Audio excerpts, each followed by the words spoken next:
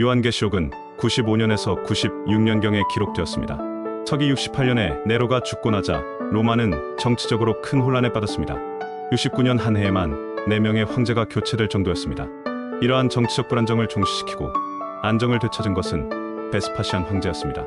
베스파시안과 그의 아들 티투스 황제가 다스리던 12년 동안은 기독교를 탄압하지 않았기에 그리스도인들은 잠깐의 평안을 누릴 수 있었습니다. 하지만 티투스가 갑자기 죽고 그의 동생인 도미티안이 서기 81년에 로마의 제11대 황제에 오르면서 상황은 악화되었습니다. 도미티안은 광대한 영토를 하나로 결속시키기 위해 황제 숭배 사상을 이용하려고 했습니다. 도미티안은 로마 황제가 신들의 신이라고 선포하면서 로마 제국 내의 모든 사람들에게 1년에 한 번씩 황제를 위해 향을 태우고 가이사는 주님이시다 라고 하도록 지시했다고 합니다. 일제 식민지 시대에 일제가 신사참배를 강요한 것과 비슷하다고 할 수 있습니다. 하지만 오직 하나님만을 섬기고 예수 그리스도만을 주님이라고 고백하는 기독교인들은 황제 숭배를 강요하는 도미티안의 정책을 도저히 수용할 수가 없었습니다. 그러나 절대 권력을 가진 황제에게 맞선다는 것은 계란으로 바위를 치는 격이었습니다. 수많은 그리스도인들이 박해와 순교를 당하는 비참한 날들이 이어졌습니다. 이러한 상황에서 에베소 교회를 섬기던 사도 요한도 황제 숭배를 거역했다는 이유로 반모섬으로 유배를 당하게 되었습니다.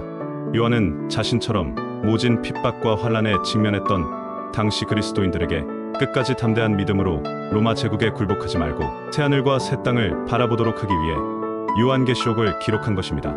요한계시록 4장부터 22장까지는 주님이 불의한 이 세상을 심판하시고 교회를 승리로 이끈다는 내용을 대하 드라마처럼 그리고 있습니다. 4장은 이 드라마가 전개되는 중심 무대인 하늘나라의 하늘보좌를 설명합니다. 그리고 5장에서는 드디어 이 드라마의 주인공인 예수 그리스도께서 등장합니다. 먼저 4장 1절을 보면 사도 요한이 하늘에 열린 문으로 초대받는 장면이 나옵니다. 이는 바벨론에서 포로 생활하던 에스겔이 본 환상을 그대로 재현하고 있습니다. 에스겔과 요한은 그 하늘문 환상을 통해 천상에서 하나님과 예수 그리스도께서 보좌에 앉아 계신 것을 보게 됩니다. 4장과 5장에 17번이나 계속 등장하는 이 보좌라는 말이 4장과 5장을 이해하는 핵심 단어입니다. 보좌는 왕이 앉는 자리, 즉 왕이 통치권을 행사하는 자리를 말합니다. 에스겔은 이 세상을 바벨론의 왕이 통치하는 줄 알고 있었는데 ችን 그 배후에 하나님께서 보좌에 앉으셔서 다스리신다는 것을 깨달았습니다. 마찬가지로 요한도 이 세상을 로마 황제가 다스리는 줄 알았는데 알고 보니 하나님과 예수 그리스도께서 보좌에 앉으셔서 다스리고 계신다는 것을 깨닫게 되었습니다.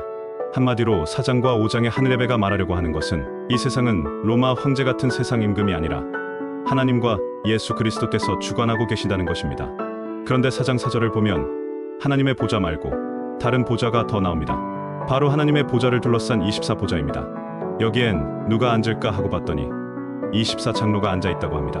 이 24장로는 또 누구일까요? 그리고 보좌는 통치와 다스림을 의미한다는데 그들은 어째서 보좌에 앉아있는 것일까요? 먼저 24장로는 역대상 24장에 나오는 하나님을 섬기도록 택함받은 24 제사장에서 따온 표현입니다.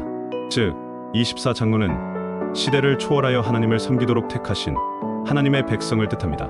그리고 그들이 보좌에 앉아있다는 것은 하나님의 통치에 참여하고 있다는 의미입니다. 라오디게아 교회에 전하신 말씀처럼 신앙으로 승리한 이들이 하나님의 보좌에 함께한 24장로들입니다. 다시 말해 하나님을 섬기고 하나님의 백성답게 산 성도들이 바로 24장로인 것입니다. 그런데 그 24장로들이 흰 옷을 입고 머리에는 금관을 쓰고 있었다고 했습니다. 흰 옷과 금 면류관은 믿음으로 승리한 것을 말합니다.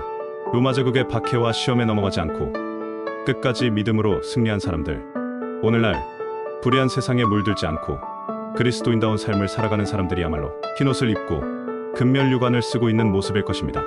이 밖에도 요한은 상징적인 표현을 사용하여 하나님의 권능과 위엄을 선포하고 모든 만물, 모든 세상이 하나님을 찬양하고 있음을 선포합니다. 이러한 상징들은 이 땅에서 박해받는 성도들에게 큰 위로가 되었습니다. 지금도 하나님께서는 우리를 지켜보고 계시고 이 땅에서의 신앙적 박해와 고난이 하나님의 보좌 앞에서는 이기는 자의 찬양이 된다는 확신을 전해주었기 때문입니다. 오늘날 우리가 경험하는 현실도 때로는 답답하고 억울하고 힘들고 슬플 때가 있습니다. 아무리 애써도 더 나아지지 않고 이대로 끝나버리는 것은 아닌가 하는 불안감이 밀려올 때가 있습니다. 하지만 요한은 우리에게 눈에 보이는 것이 다가 아니라고 말합니다. 지금도 이 모든 것의 배후에는 창조주 하나님께서 계신다고, 찬양과 영광을 받으시기에 합당하신 하나님께서 믿음으로 승리한 성도들의 찬양을 받으신다고 선포합니다.